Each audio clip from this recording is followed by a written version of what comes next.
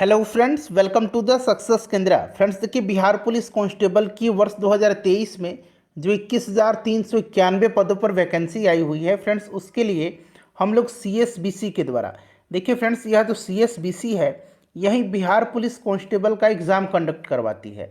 तो CSBC के द्वारा जो प्रीवियस ईयर में क्वेश्चन पूछा गया है उसको आज इस वीडियो में हम कवर करेंगे। और ये जो क्वेश्चन पेपर है यह क्लास 10th पर आधारित है। और देखिए, बिहार पुलिस कांस्टेबल का जो ऑफिशियल नोटिफिकेशन दिया गया है उसमें कहा गया है कि इस बार जो प्रश्न का लेवल होगा वह क्लास 10th पर ही आधारित होगा। तो यह वीडियो आपके लिए इम्पोर्टेंट है, पूरा वीडियो को देखिएगा और अपना स्कोर जरूर कमेंट करके बताइएगा। देखिए, बिहार पुलिस कांस्टेबल भर्ती 2023 के लिए लगातार आपको वीडियोस प्रोवाइड कराए जा रहे हैं। चैनल पर अगर आप पहली बार विजिट कर रहे हैं तो चैनल को सब्सक्राइब कर लीजिए और जो बेल आइकन है, घंटी का निशान है, उसको जरूर दबा लीजिएगा, ताकि जब भी बिहार पुलिस भर्ती 2023 से संबंधित कोई भी इम्पोर्टेंट वीडियो अपलोड किया जाए तो उसका नोटिफिकेशन सबसे पहले आपके पास पहुंच जाए। तो चलिए फ्रेंड्स, बिना देरी किए हुए सेशन आज के स्टार्ट करते हैं। पहले प्लीज़ वीडियो को लाइक कर दीजिए और जब सेशन समाप्त होगा तो इसे कम से कम एक ग्रुप में ज़रूर शेयर कर दीजिएगा। देखिए फ्रेंड्स, यह जो क्वेश्चन पेपर है यह CSBC के द्वारा जो एग्ज़ाम कंडक्ट करवाया गया था 25/11/2018 को, उसी का क्वेश्चन पेपर है। देखिए फ्रेंड्स, यह जो एग्ज़ाम हुआ था इसमें जो क्वेश्चन का लेवल रखा गया था वह 10th लेवल के प्रश्न था। तो इस वीडियो में आपको 10th लेवल के प्रश्न ही देखने को मिलेंगे। वीडियो को पूरा देखिएगा, ठीक है फ्रेंड्स। और आप जानते हैं कि यह CSBC ही Bihar police constable, Bihar fireman, Bihar forest guard, Bihar मद्य निषेध, इन सब का एग्ज़ाम कंडक्ट करवाती है। तो आप सभी प्रीवियस ईयर को एक बार ज़रूर एक नज़र आप देख लीजिएगा।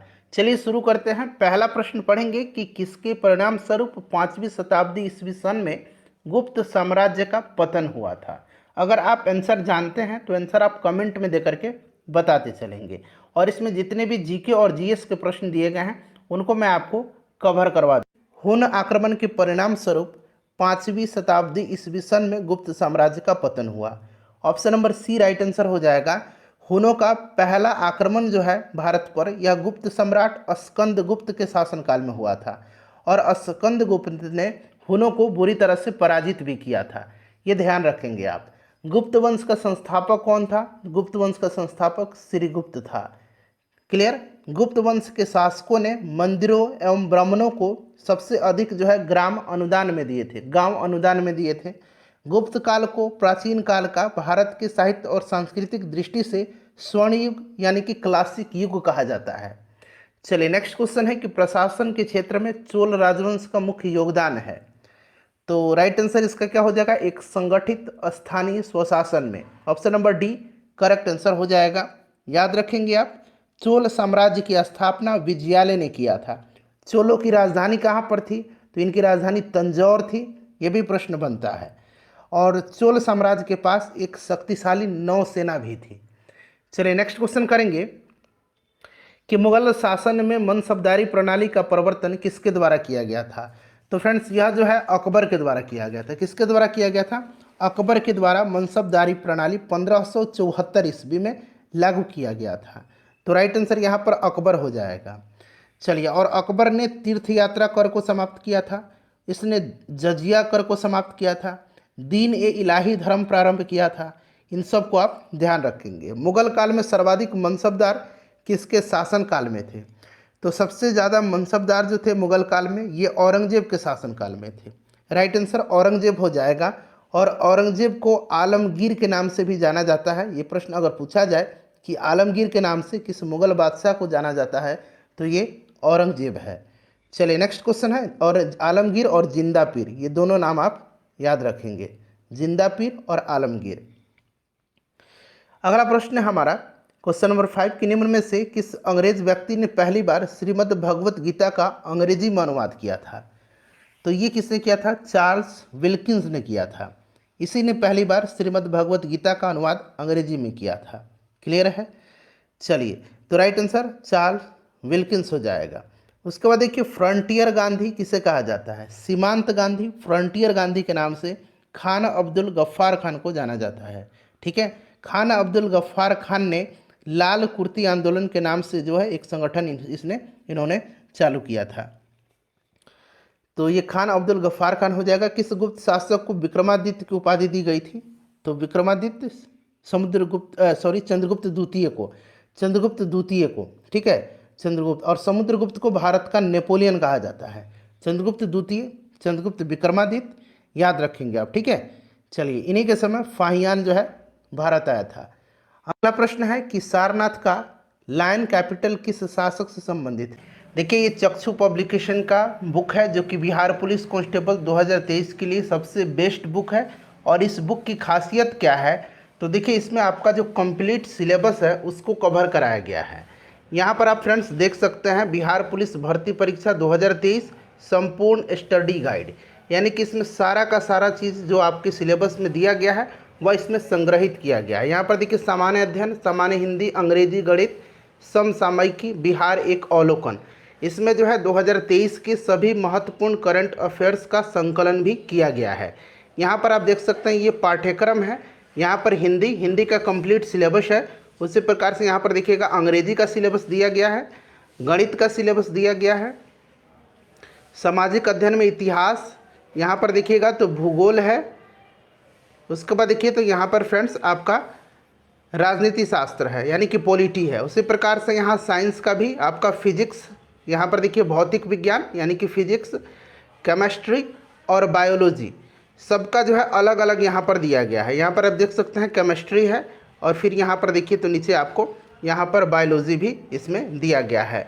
साथ ही साथ जीव विज्ञान देखिए यहाँ पर है। साथ ही साथ इसमें करंट अफेयर्स का जो है संकलन किया गया है। यहाँ पर आप देख सकते हैं फ्रेंड्स समसामयिकी जो 2023 के सबसे महत्वपूर्ण करंट अफेयर्स हैं उनको यहाँ पर 2022 और 2023 के उनको यहाँ पर संग्रहित किया गया। और यहाँ पर देखिए बिहार एक अवलोकन, यानी कि बिहार से संबंधित भी जितने भी इम्पोर्टेंट फैक्ट्स हैं उनको इस बुक में दिया गया है। आप कह सकते हैं ये कि कंप्लीट स्टडी गाइड है। इसको आप पढ़ करके अपनी तैयारी को मजबूत करिए। और साथ ही साथ फ्रेंड्स मैं आपको एक और बुक बताऊंगा जो कि इसी पब्लिकेशन का है, उसको आप खरीद करके अपनी तैयारी को और भी मजबूत आप कर सकते हैं। यहाँ पर देखिए ये फ्रेंड्स ये बिहार से संबंधित जो है महत्वपूर्ण परीक्षा उपयोगी प्रश्न दिए गए हैं। साथ ही साथ यहाँ पर आप देखिए 2021 का हल प्रश्न पत्र है। और इस बुक की मैं बात कर रहा था जो कि चक्षु पब्लिकेशन का है। इस बुक को भी खरीदिए और अपनी तैयारी को और भी मजबूत करिए। तो सही उत्तर इसका क्या हो जाएगा? सही उत्तर जो है यह सम्राट अशोक से संबंधित है। सम्राट अशोक से संबंधित है। इस स्तंभ में 4 सिर एक दूसरे से पीठ सटा करके बैठे हुए हैं। इलाहाबाद का अशोक स्तंभ अभिलेख ही प्रयाग प्रशस्ति हरिसेन द्वारा उत्तीर्ण किया गया था, जिससे समुद्रगुप्त के शासनकाल के बारे में सूचना मिलती है। तो राइट आंसर इसका क्या हो जाएगा? अशोक हो जाएगा। 1906 ईस्वी में कांग्रेस के वार्षिक अधिवेशन की अध्यक्षता किसने किया था? 1906 में जो है यह जो अधिवेशन हुआ था ये कहाँ पर हुआ था? तो ये कलकत्ता में हुआ था। इसकी अध्यक्षता दादा भाई नौरोजी ने किया था। नेक्स्ट क्वेश्चन कर लेंगे कि एलिफेंटा में चट्टान काटकर बनाए गए प्रसिद्ध मंदिर निम्न में से संबंधित है। तो यह संबंधित है किस वंश से? तो राष्ट्रकूट शासक से संबंधित है। तो राष्ट्रकूट इसका करेक्ट आंसर हो जाएगा। और इसका निर्माण जो है किसने करवाया था? तो इसका निर्माण जो है राष्ट्रकूट शासक जो है कृष्ण प्रथम ने करवाया था। इसको भी आप ध्यान रखेंगे, ठीक है।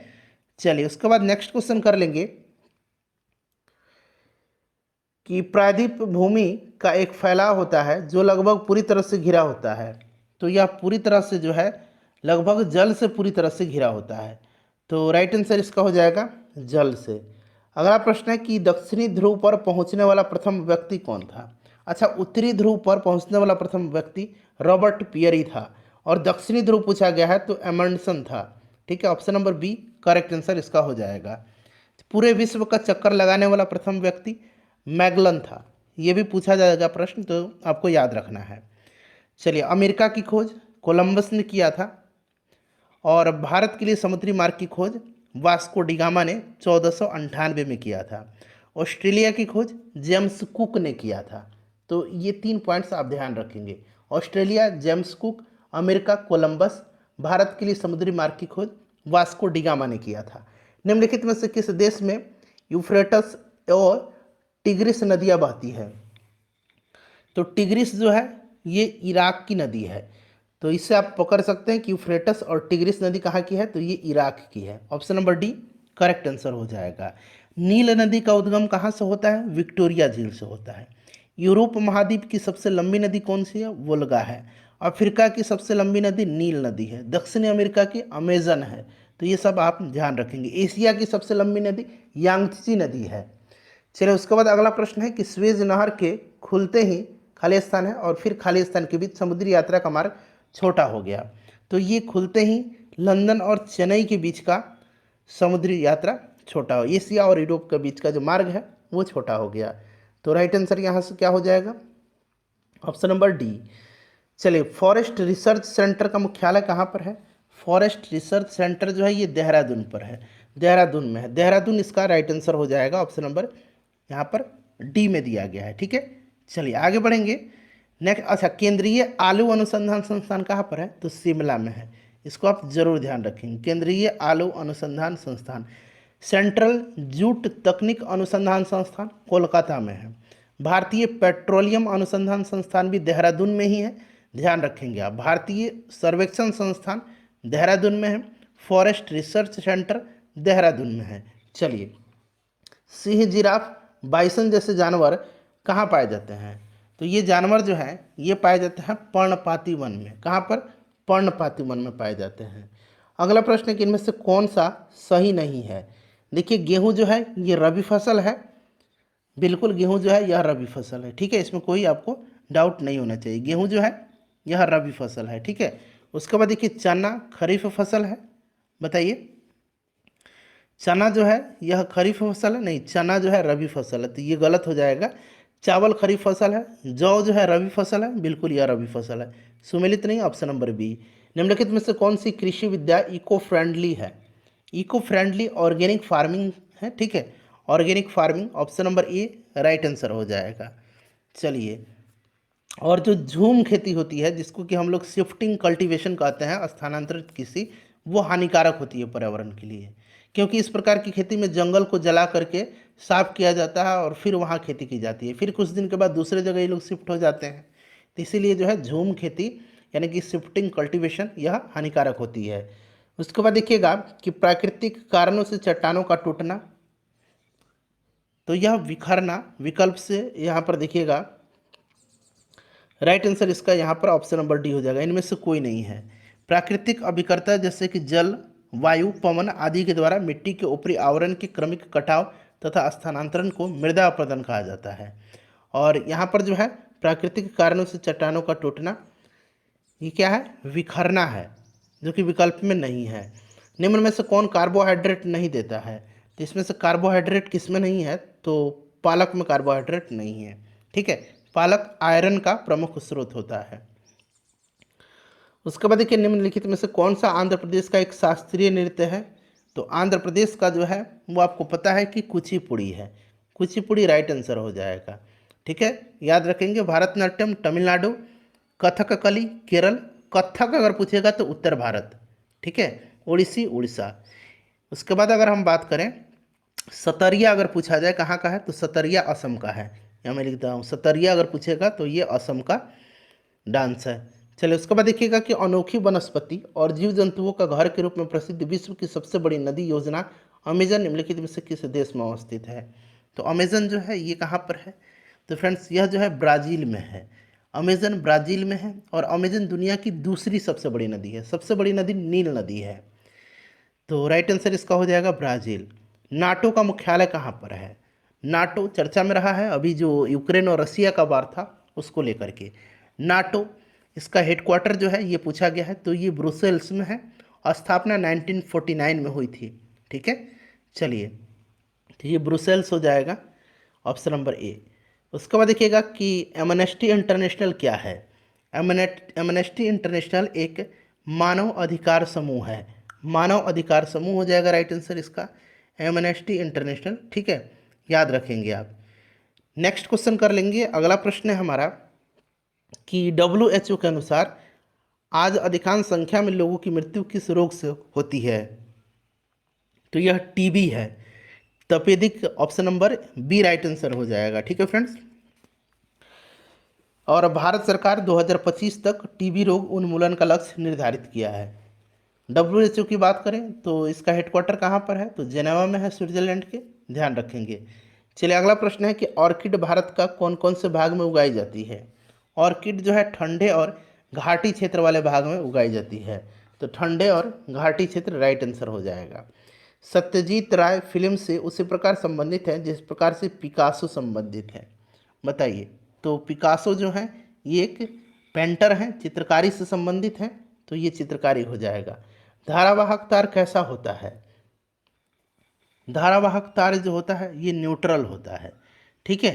धारावाहक तार न्यूट्रल होता है, तो यह न्यूट्रल हो जाएगा। उसके बाद देखिएगा कि विश्व जल दिवस कब मनाया जाता है। तो जल दिवस 22 मार्च के दिन मनाया जाता है। इम्पॉर्टेंट है, याद रखेंगे। क्लियर। चलिए नेक्स्ट क्वेश्चन कर लेंगे कि योग दर्शन किससे संबंधित है। योग दर्शन जो है इसके प्रतिपादक पतंजलि हैं। पतंजलि राइट आंसर हो जाएगा। यहाँ पर देखिए पतंजलि दिया गया है। अगला प्रश्न है हमारा, और न्याय दर्शन का गौतम होगा, ठीक है। न्याय दर्शन अगर पूछेगा तो गौतम हो जाएगा। निम्न में से किस स्थान पर बायोगैस प्लांट कार्यरत है। तो बायोगैस प्लांट जो है यहाँ पर कोयम्बटूर में है, उदयपुर में है, पूसा में है। तो इसमें से ऑप्शन नंबर डी इनमें से सभी हो जाएगा। उसके बाद देखिए कृषि पर अधिक जनसंख्या की निर्भरता किस प्रकार की अर्थव्यवस्था के लक्षण है। तो यह अर्थव्यवस्था है मिश्रित अर्थव्यवस्था का। मिश्रित अर्थव्यवस्था हो जाएगा। उसके बाद देखिए गिफिन वस्तुओं की श्रेणी में आते हैं। गिफिन वस्तुओं की श्रेणी में आते हैं तो घटिया वस्तुओं की श्रेणी में आते हैं। घटिया राइट आंसर हो जाएगा, घटिया माल। अगला प्रश्न कि निम्नलिखित में से क्या द्वितीयक संचय यूनिट नहीं है। द्वितीय संचय यूनिट नहीं है इसमें से, तो यह रैम हो जाएगा, रैम, ठीक है। रैंडम एक्सेस मेमोरी, रैम हो जाएगा। नेक्स्ट क्वेश्चन है हमारा कि सरदार वल्लभ भाई इंस्टीट्यूट ऑफ टेक्सटाइल मैनेजमेंट की स्थापना कहाँ पर की गई है। तो इसकी स्थापना की गई है कोयम्बटूर में। कोयम्बटूर इसका राइट आंसर हो जाएगा, ठीक है। केंद्रीय नारियल अनुसंधान संस्थान कहाँ पर है। तो कासरगोड में है, कासरगोड। केंद्रीय नारियल अनुसंधान संस्थान कासरगोड में है। इसको आप जरूर ध्यान रखेंगे। चलिए नेक्स्ट क्वेश्चन है हमारा कि संघ लोक सेवा आयोग के सदस्य अपने इस्तीफा किसे सौंपते हैं। तो यह राष्ट्रपति को सौंपते हैं। किसको। राष्ट्रपति को सौंपते हैं। उसके बाद देखिए महिलाओं के लिए राज्य में पारित आरक्षण विधेयक जिसमें 33% आरक्षण का प्रावधान किया गया है, इसका संबंध किससे है। इम्पॉर्टेंट है, इसका संबंध जो है किससे है फ्रेंड्स, बताइए। तो संसद हो जाएगा राइट आंसर, ठीक है। पहली बार महिला आरक्षण बिल 1996 में जो है पेश किया गया था। नेक्स्ट क्वेश्चन है हमारा कि ब्रिटिश संसद के लिए चुनाव जीतने वाले प्रथम भारतीय कौन थे। तो इनका नाम है दादा भाई नौरोजी। दादा भाई नौरोजी करेक्ट आंसर हो जाएगा। अभी हाल ही में भारतीय मूल के ब्रिटेन के प्रधानमंत्री बने हैं ऋषि सुनक। ऋषि सुनक, इनका नाम आप जरूर याद रखेंगे, ब्रिटेन के ये प्रधानमंत्री। निर्णायक मत है, निर्णायक मत पूछा गया है। तो क्या होता है जब वोट टाई हो जाता है ना, उस समय निर्णायक मत होता है। और लोकसभा में आप देखते हैं जब निर्णायक मत होता है तो लोकसभा के स्पीकर जो को वोट करना होता है। तो ये आपका हो जाएगा जब दोनों पक्ष सहबद्ध टाइड हो तो निर्णायक मत होता है, ऑप्शन नंबर डी।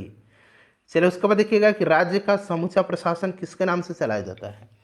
तो ये राज्यपाल के नाम से चलाया जाता है। राज्यपाल जो होता है राज्य का कार्यकारी प्रमुख, संवैधानिक मुखिया होता है, यह अनुच्छेद 154 में कहा गया है, राज्यपाल होगा। चलिए उसके बाद नेक्स्ट क्वेश्चन है हमारा कि मानव शरीर में सबसे प्रचुर मात्रा में पाया जाने वाला तत्व। कल ही मैंने आपको ये कराया हुआ था, ये ऑक्सीजन है। ऑक्सीजन करेक्ट आंसर हो जाएगा। ऊनी कपड़े सूती कपड़ों की अपेक्षा गर्म होते हैं क्योंकि वे, बताइए, क्योंकि वे ताप के अच्छे रोधक होते हैं। ताप के अच्छे रोधक होते हैं। देखिए अच्छे अवशोषक, अच्छे उत्सर्जक भी होते हैं। काली त्वचा वाला मनुष्य गोरी त्वचा वाले मनुष्य की तुलना में अधिक गर्मी और अधिक सर्दी का अनुभव करता है। तो ये आपका राइट आंसर क्या हो जाएगा, ऑप्शन नंबर बी, ताप के अच्छे रोधक होते हैं। उसके बाद देखिएगा कि दो समानांतर दर्पणों के बीच कितने प्रतिबिंब देखे जा सकते हैं। समानांतर है दोनों, तो यह आपका अनंत हो जाएगा। आप एक बार देख कर करके देखिएगा कभी ये एक्सपेरिमेंट, अनंत होगा, अनंत प्रतिबिंब बनेगा, ठीक है। समानांतर दर्पण के बीच क्या होगा, एंगल जो होता है वो 0 डिग्री का हो जाता है। और प्रतिबिंब की संख्या आपको पता है क्या होता है, बताइए 360 हो जाएगा, और जो एंगल है वो थीटा, तो यहाँ 360 और जीरो करेंगे तो ये कितना हो जाएगा, इन्फिनिटी हो जाएगा। चलिए उसके बाद नेक्स्ट क्वेश्चन है हमारा, एक मिनट, हाँ चलिए, कि जब किसी उदासीन धातु के गोले को धनात्मक रूप से आवेशित कांच की छड़ से संपर्क से आवेशित किया जाता है तो यह गोला क्या करेगा, तो यह गोला जो होगा यह क्या करेगा, इलेक्ट्रॉन त्यागेगा। क्या करेगा, इलेक्ट्रॉन त्याग देगा, तो यानी कि इलेक्ट्रॉन गंवाएगा। Option number A correct answer इसका हो जाएगा। चलिए उसके बाद देखिएगा कि रात्रि को आकाश में कौन सा लाल दिखता है, कौन सा ग्रह जो है यह लाल दिखता है, तो यह ग्रह जो है इसका नाम है मंगल ग्रह। मंगल राइट आंसर हो जाएगा, लाल ग्रह है। ठीक है, चलिए अगला प्रश्न है हमारा कि सूर्य की किरण में कितने रंग होते हैं, तो सूर्य की किरण में 7 रंग होते हैं। 7 रंगों में सबसे ज़्यादा तरंगदैर्घ्य लाल का होता है, सबसे कम तरंगदैर्घ्य बैगनी का होता है। चलिए उसके बाद नेक्स्ट क्वेश्चन कर लेंगे, 7 हो जाएगा इसका राइट आंसर। उसके बाद देखिएगा कि दो वेक्टर जिनका मान अलग अलग है, दो वेक्टर हैं उनका मान अलग अलग है, ये आपसे पूछा गया। जिनका मान अलग अलग है उनका परिणामी शून्य नहीं हो सकता है। ठीक है, तो यह आपका उनका परिणामी शून्य नहीं हो सकता है। ऑप्शन नंबर यहाँ पर देखिए सी राइट आंसर हो जाएगा। चलिए सदिश राशियों का परिणाम न्यूनतम होता है जब थीटा 180 डिग्री हो, अर्थात सदिश प्रति समानांतर हो, और इनका परिणाम अधिकतम होगा जब थीटा 0 हो। ठीक है, चलिए उसके बाद नेक्स्ट क्वेश्चन है, किसी गैस की निश्चित द्रव्यमान का 273 डिग्री परम ताप पर आयतन 25 किलोमीटर है। यदि दाब स्थिर रखा जाए तो परम ताप पर उसी गैस के द्रव्यमान का आयतन क्या होगा, तो बताइए। तो देखिए राइट आंसर इसका जो हो जाएगा वो 50 जो है मिली हो जाएगा। अगला प्रश्न कर लेंगे, नेक्स्ट क्वेश्चन है हमारा कि प्राकृतिक गैस के बारे में निम्नलिखित में से कौन सा कथन असत्य है। प्राकृतिक गैस यह CO और H2 का मिश्रण है, यह असत्य है। ठीक है, प्राकृतिक गैस में मुख्य रूप से मीथेन शामिल होता है, तो ये वाला गलत हो जाएगा आपका। इसमें मुख्य रूप से मीथेन होता है, इसका प्रयोग ईंधन के तौर पर किया जाता है। गैसीय हाइड्रोकार्बन का मिश्रण होता है, मीथेन है। ठीक है, चलिए हाइड्रोकार्बन का प्राकृतिक स्रोत क्या है, हाइड्रोकार्बन का प्राकृतिक स्रोत इसमें से आपका कच्चा तेल हो जाएगा। कौन सी धातु अन्य धातु के साथ मिलकर के पारद बनाती है, तो राइट आंसर इसका क्या हो जाएगा, पारा हो जाएगा। ऑप्शन नंबर बी, पारा अन्य धातु के साथ मिलकर के पारद यानी कि अमेलगम बनाती है। तो उसके बाद देखिए निम्नलिखित में से कौन विद्युत का सबसे अच्छा चालक है, तो इसमें से सबसे अच्छा चालक जो है ये चांदी है, विद्युत का चांदी है। ठीक है, चलिए उसके बाद नेक्स्ट क्वेश्चन है हमारा कि निम्न में से किस प्रशीतक का उपयोग आजकल नहीं होता है, तो आजकल जो है प्रशीतक का उपयोग नहीं होता है कार्बन डाइऑक्साइड का। ठीक है, कार्बन डाइऑक्साइड का आजकल उपयोग नहीं होता है। चलिए उसके बाद नेक्स्ट क्वेश्चन है, प्रशीतक में जो है क्लोरो डाइफ्लोरोमीथेन का प्रयोग किया जाता है, डाइफ्लोरोमीथेन का डाइफ्लोरोमीथेन का इस्तेमाल किया जाता है आजकल। किसमें भरपूर लौह तत्व पाया जाता है, तो ये हरी सब्जियां हो जाएगा। निम्नलिखित में से अंकुरन के लिए सामान्यतः किसकी आवश्यकता नहीं होती है, तो अंकुरन के लिए प्रकाश की आवश्यकता जो है सामान्यतः नहीं होती है। बाकी पानी, हवा और ताप बहुत ही जरूरी होता है, ये मैंडेटरी नहीं है। उसके बाद देखिए निम्नलिखित में से सर्वाधिक तीव्र गति से विसरण कौन करता है, तो विसरण जो होता है ये गैस होता है, विसरण गैस में होता है। ठीक है, गैस में विसरण जो होता है यह तेजी से होता है, तो गैस हो जाएगा। ठोस कार्बन डाइऑक्साइड को क्या कहते हैं, तो ठोस कार्बन डाइऑक्साइड को जो है शुष्क बर्फ कहा जाता है, शुष्क बर्फ राइट आंसर हो जाएगा। उसके बाद देखिएगा कि आँख के मायोपिया दृष्टि में क्या होता है, तो आँख के मायोपिया दृष्टि में रेटिना के सम्मुख प्रकाश किरणें केंद्रित होती है। मायोपिया को हम लोग निकट दृष्टि दोष कहते हैं। ठीक है, और रेटिना के सम्मुख जो है प्रकाश किरणें केंद्रित होती है। और आपको पता है फ्रेंड्स कि ये जो मायोपिया है इसको कैसे ठीक किया जाता है, निकट दृष्टि दोष जो है इसको किया जाता है अवतल लेंस का इस्तेमाल किया जाता है इसको ठीक करने में। और जो हाइपरमेट्रोपिया है जिसको कि हम लोग दीर्घ दृष्टि दोष कहते हैं, इसमें उत्तल लेंस का प्रयोग किया जाता है। तो राइट आंसर इसका क्या हो जाएगा, ऑप्शन नंबर ए हो जाएगा। सामान्यतः निम्नलिखित में से, यहाँ आप देखिए, सामान्यतः निम्नलिखित को छोड़कर समस्त पौधों को संक्रमित करता है, तो ये संक्रमित कर देगा तनाग्र। ठीक है, तनाग्र जो है यह जो है संक्रमित करता है। उसके बाद नेक्स्ट क्वेश्चन है हमारा कि इंसुलिन स्रावित होता है। इंसुलिन जो है ये कहाँ से स्रावित होता है, इसका आंसर आप कमेंट करके